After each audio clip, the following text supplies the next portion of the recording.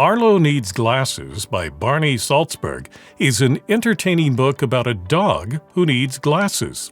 It's a fun way to help children understand how glasses help people see better and to help them feel better about getting glasses if they need them. Hi, I'm Dan Skinner, and welcome to the Kids Bookshelf. Ahead, we'll explore the book and talk with the author about the inspiration behind it. I requested and was provided with a copy of the book, but this video is not sponsored. Barney Saltzberg is the author-illustrator of many children's books, including Beautiful Oops, the Kisses series, Peekaboo, Crazy Hair Day, and Good Egg. He's also a singer-songwriter who's written tunes for the PBS show Arthur and continues to perform music for children. He joins us to talk about his picture book, Arlo Needs Glasses. Barney, welcome to the program. Nice to be here. Thank you. Well, tell us about the inspiration for this picture book. This inspiration was from a dog I had named Arlo, who was my heart.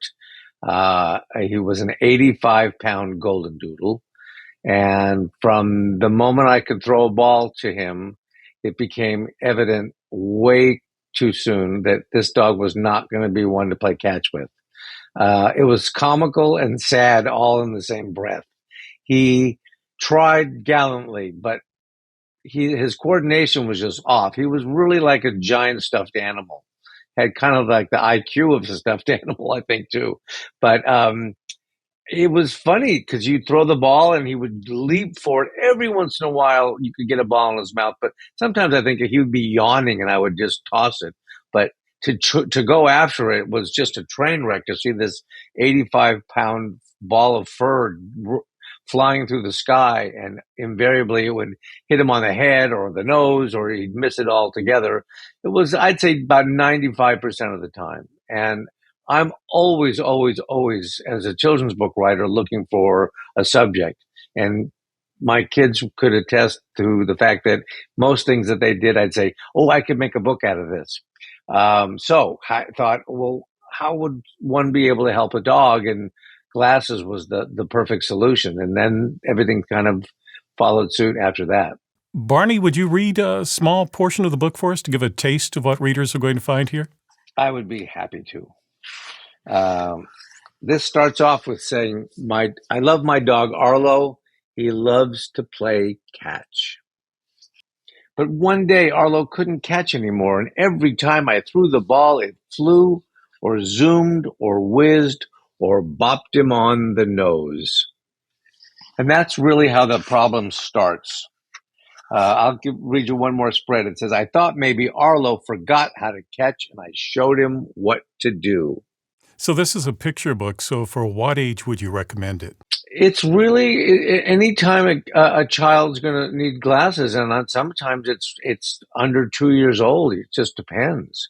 And I'm a big believer, even for people who are reading adult books, that you are never too old for a picture book. So you could be 95 and it's still a fun story. The fun story is a fun story. But for a little kid, I think it's interesting. I gave it to our neighbors whose son turned 4 yesterday, and he doesn't wear glasses, but I think it's still a fun story. But it's particularly appropriate for anybody who's going to be going through the experience of going to the eye doctor and going through a phoropter, which I put in the book because it could be somewhat intimidating. And I kind of wanted to make it a little more friendly and humorous so that it would be an easier experience for a kid. And often this book is going to be read by adults to Sure. children. So do you keep both of those audiences in mind as you're writing your book? You know, sometimes, but to me, it's really more of my need to make a story that works. And I feel like if a story works, it doesn't really matter how old you are. I mean, I think that you have a hurdle. I have a hurdle because there is a perception that at some point you're too old for this. And I will fight anybody on that one. I really love picture books, and I discovered them after college. I saw one that just the drawings were so beautiful, and the irony is it was William Steig, who started writing picture books when he was 61 and wrote Shrek in his 80s. So again, I found it as an adult. He started as an older adult, and I think it's just a really special medium right now to expose anyone to at any age.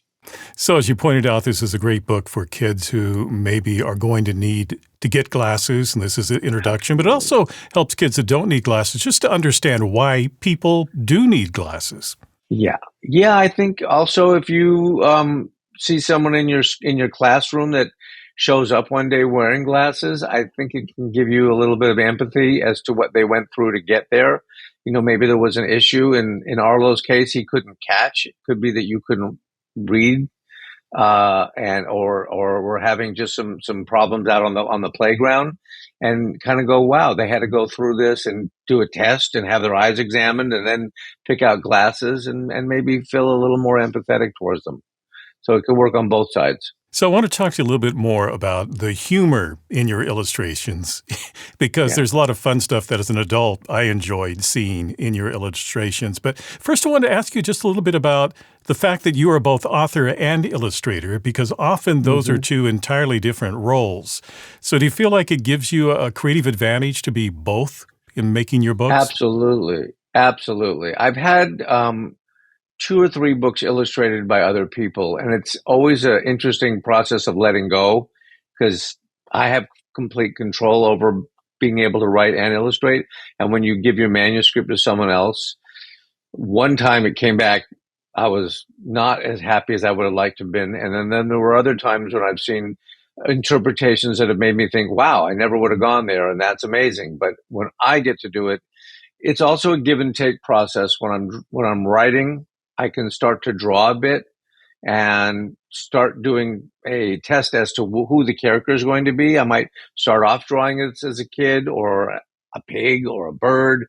In this case, it was Arlo from the beginning, because that was my dog and that's what inspired this. But then sometimes by drawing while I'm writing, just noodling around, just seeing the way I drew something unconsciously might interpret or suggest an emotion that I might not have come up with, or gets me to work on sight gags, that something that I can play with that wouldn't be in the text, but I can add to it visually. And those are not always easy to communicate to someone else. So it's great that I can do both. Yeah, and a number of sight gags in this book, including sight specifically because there's the eye chart, and hidden in that eye chart are a number of messages and phrases. Can you tell us a little bit about that? Well, in truth, there, my editor, it was her idea. Um, uh, Raquel was my editor on this book, and she snuck some in. We both, and then I got it, and it became a game. What can we add into this? So yeah, it was lovely to be able to put that in the eye chart. I forgot about that until you mentioned it. And I won't spoil all of them, but there are a few of them were like dogs rule and cats drool, and there are other things in there as well. And the other humor that I caught that I know some kids wouldn't, but adults reading the book certainly would, is at the end of the book when it says that Arlo likes to read now that he has his glasses. There are these books, and there's takeoffs on different titles like Wags to Witches and those sort of things. That was fun. That I had a really good time with. Well, what's funny about that is, and the design of that particular page is, this book was initially, when it first came out, a pop-up book.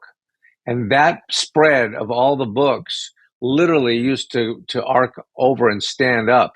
I was so grateful that Workman made this into a picture book, because with paper prices and the cost of labor to construct a pop-up book, a lot of companies would have said, okay, the book's done, but they thought that this was a story they wanted to keep going. So we found a way to make this into a traditional.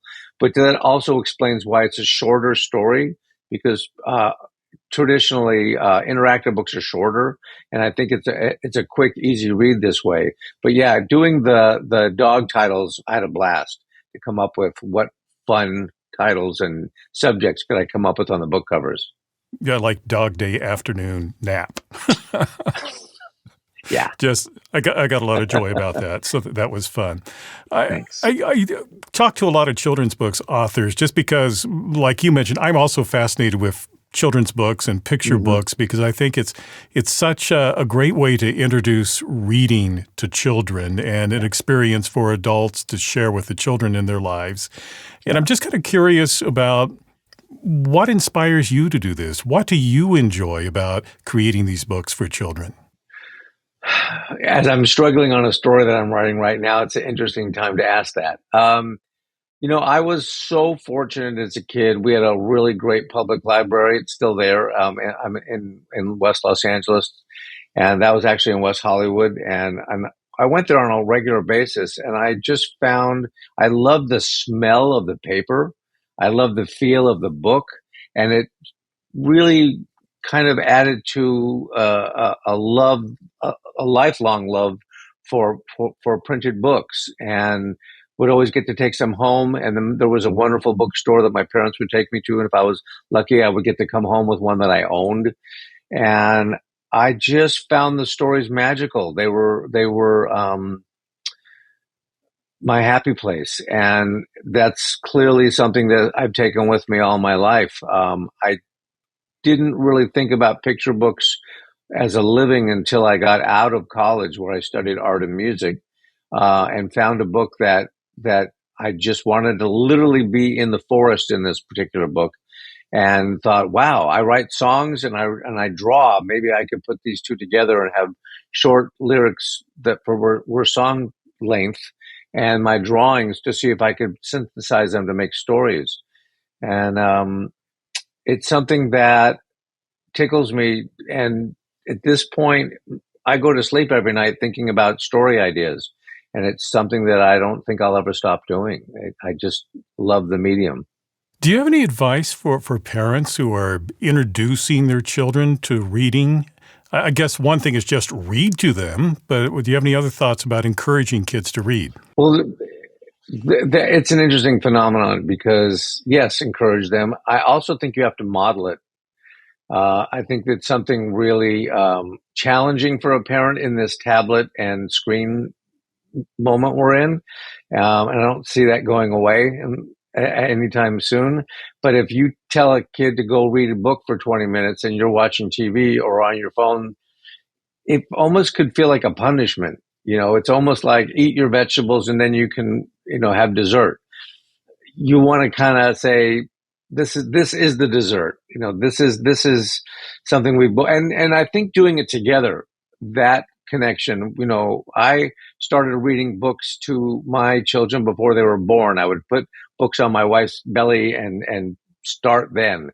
And to really have that part of their lives from the moment they're born. I have a grandson who's going to turn 3 this week. And we were going through every book in his room the other day, and we ran out of books. So I said, give me that truck.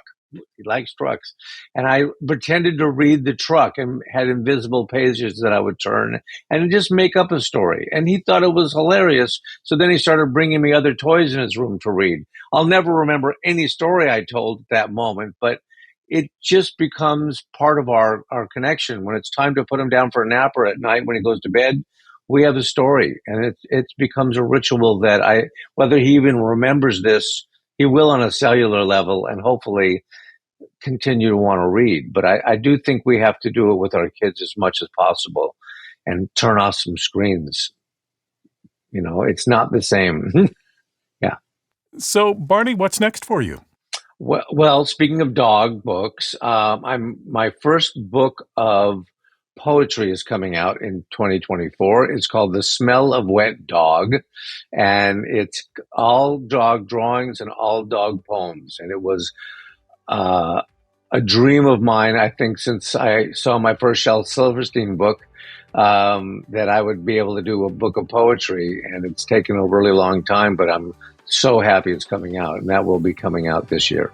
Well, this book is Arlo Needs Glasses. It's by Barney Saltzberg. Barney, thank you very much for talking with me today. It was my pleasure. Thank you. If you'd like to purchase Arlo Needs Glasses, I've placed a link for you in the description below. Well, thank you for watching this edition of the Kids Bookshelf. And if you'd like to see more videos about children's books and their authors, be sure to like, subscribe, and click on the bell to be notified about future programs. And if you're interested in books for young adult and older readers, be sure to check out my Some Books Considered channel. I'm Dan Skinner. Until next time, keep sharing the gift of reading.